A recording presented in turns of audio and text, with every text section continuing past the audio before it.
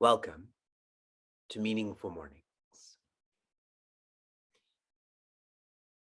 Our family has started to travel together for teaching purposes. We were in Cleveland this month. Now we're going to Boston, then to Pittsburgh. As we were approaching the border to go from Canada to America, we were trying to prep our kids in case the agents ask them any questions. Because the agents would also want to protect these kids. There's so much about trafficking that goes on. So we asked Vyasa a series of questions like his address and so on, and he did fine. Then we started with Shuka. We said, Shuka, what's your name? And he said, my name is Shuka dear.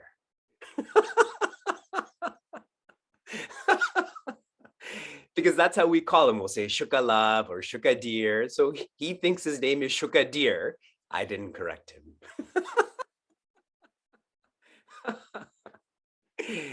I'm sharing this with all of you because he's developed that sort of vasana now, correct? That this is his name, right, Shuka dear? And you want your name to be Cinnamon? Okay, that's sure. Cinnamon sprinkle. Okay, that's what you want your name to be? It'll be hard legally to do that, but we'll try. So for Meaningful Mornings, we're also trying to shift our vasanas from being anatma, which means I can't be joy, to atma, which is I am joy.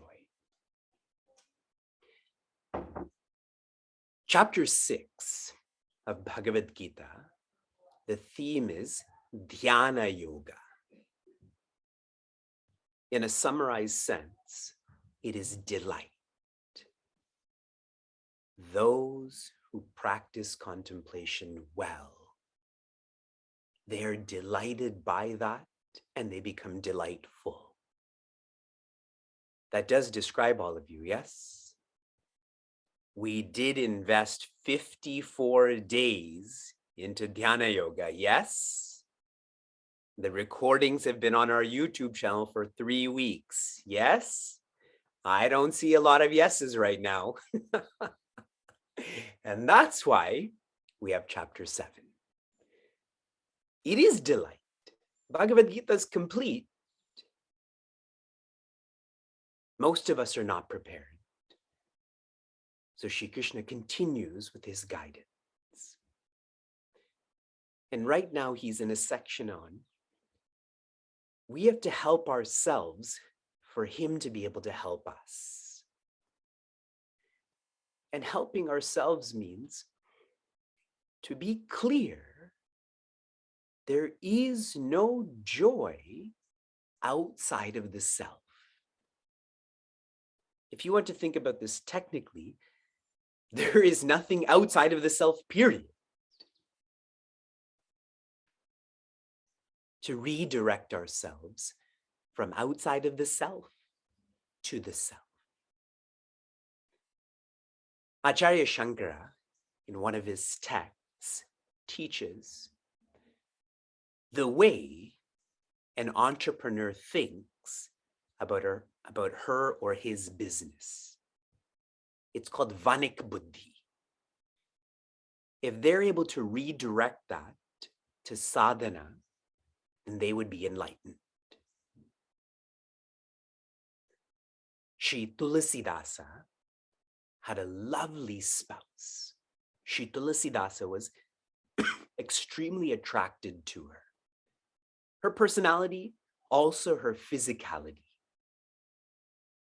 And once she had said to him, almost in disgust at how attached he was to her, the way that you love this body, as in her body, if you loved Sri Rama, then you would be with him. And that is when Sri Tulasidasa redirected himself towards Sri Rama. What a great spouse. Direction is what the focus of these verses are. It is not for us to feel bad.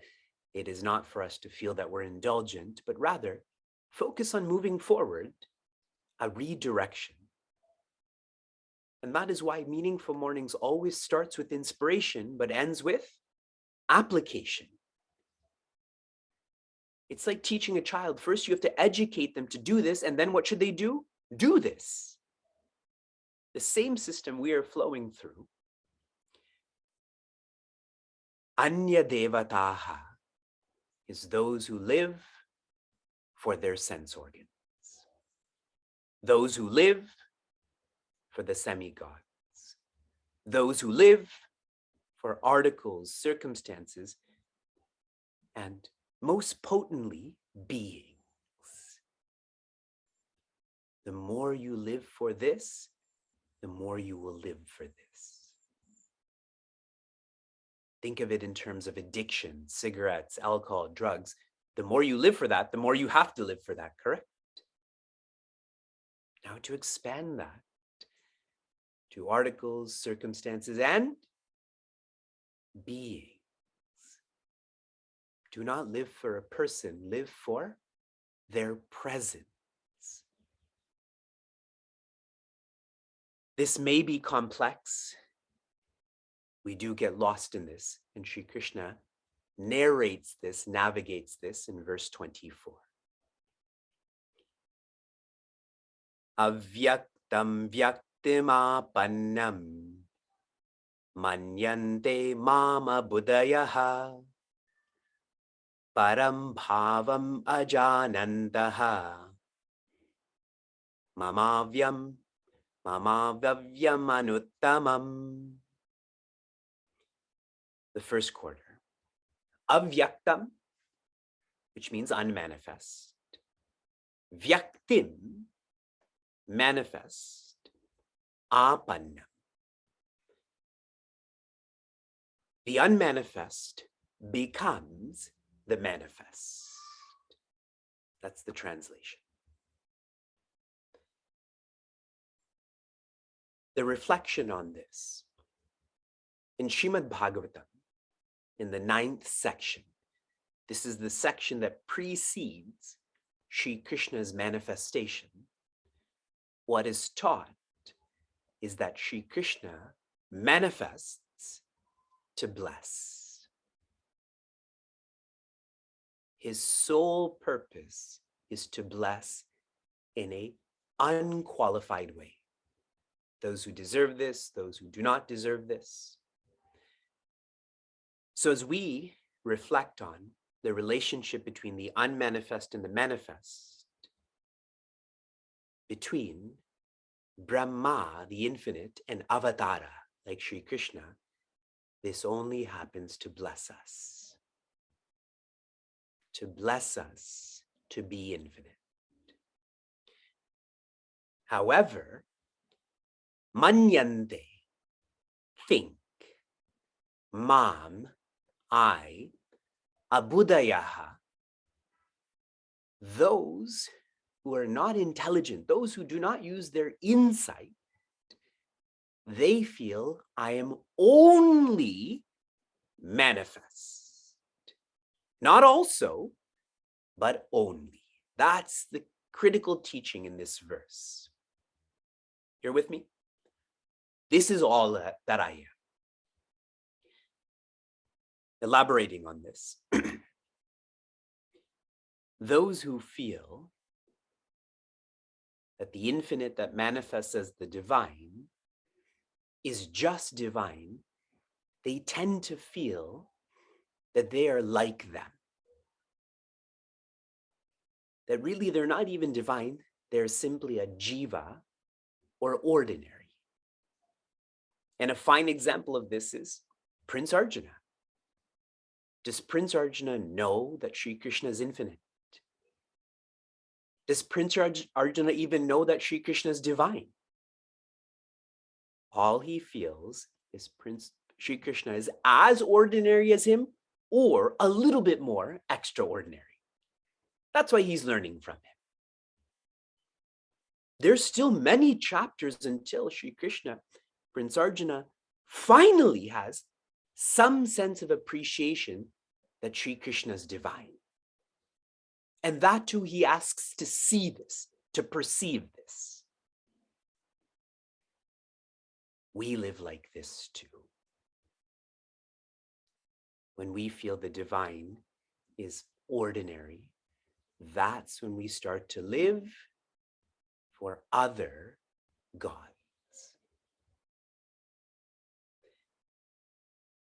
Acharya Gaurang from Chinmay Mission Houston has come to Chinmay Mission Niagara many times. We have a close relationship. And whenever he came before COVID and I was just starting to teach, so many more people would come. There would be so much more excitement. And actually so, he is Acharya Gaurang. But every time he would teach, every time we would sit together for a meal, he would say, this is how people are. They take for granted what is close to them and instead focus on what's not close to them. We don't live like that, correct? In terms of our family members, in terms of our environment. Yes? In Vedantic circles, there's a saying, without chamatkar, there's no namaskar. Unless someone shows a power, we have no appreciation for them. That's what Sri Krishna is sharing in a very negative way, that we're taking for granted that he is just manifest, ordinary, a jiva like us. I have found since our world has become more virtual, that anyone who listens to us becomes Bhagwan to us. We've become so lonely that if someone just listens to us, we feel they're our guru. But reflect on Vedanta. Shri Krishna's guiding Prince Arjuna, correct? He's not just listening, he's guiding. That's how we are led to Brahma. Param bhavam ajanantaha.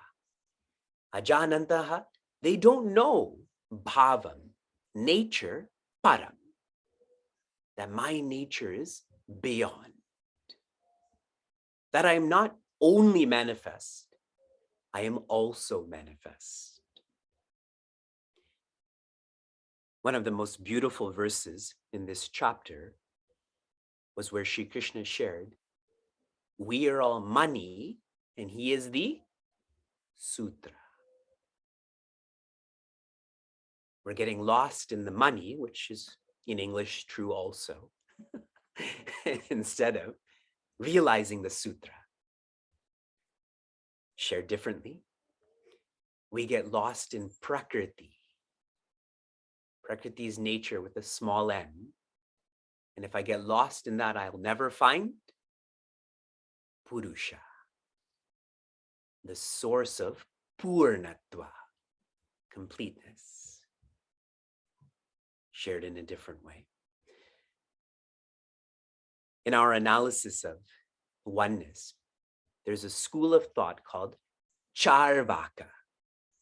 Have you heard of this before? Charvakas are those who believe there are only 4 elements and nothing else. They don't even believe in space because you can't perceive space. You can perceive air and fire and water and earth, and that's all they live for. In English, I believe it's called hedonism. You just live for the sense organs. So much of society is like this. The word avyakta in a technical sense means imperceptible. You cannot perceive the infinite. Ajananta. What are we supposed to do?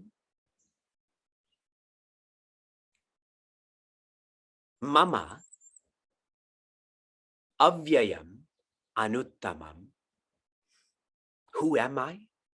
I am avyayam. My nature is indestructible. It is anuttamam. It is the highest, the supreme.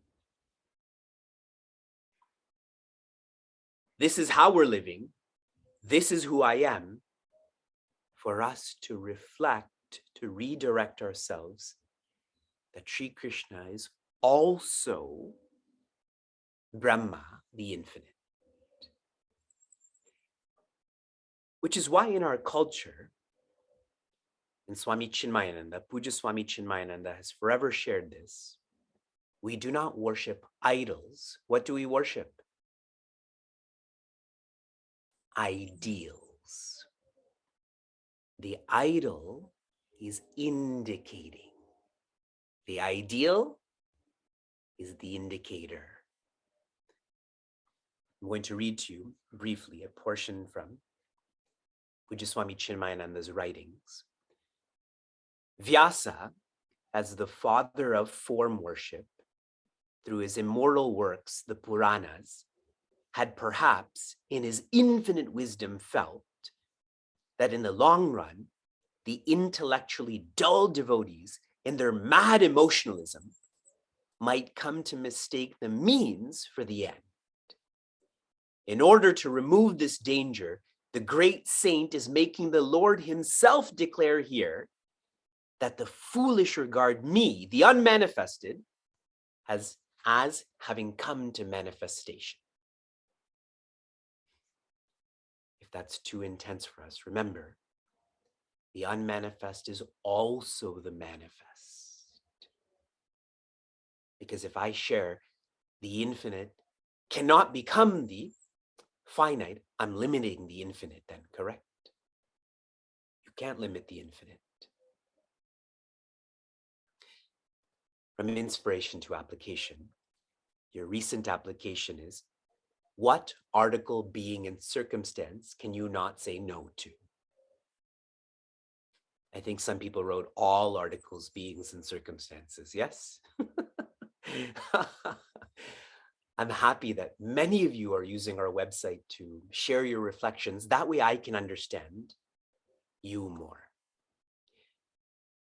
Your application for this morning and continuing till Monday, I want you to feel that the manifestation, the avatara, the names and forms of the infinite don't exist.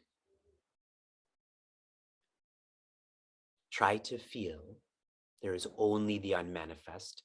There is no manifest form like a Sri Krishna.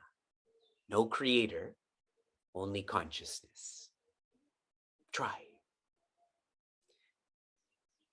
Shanti, Shanti, Shantihi. Be safe, be sound, be serene, be joy.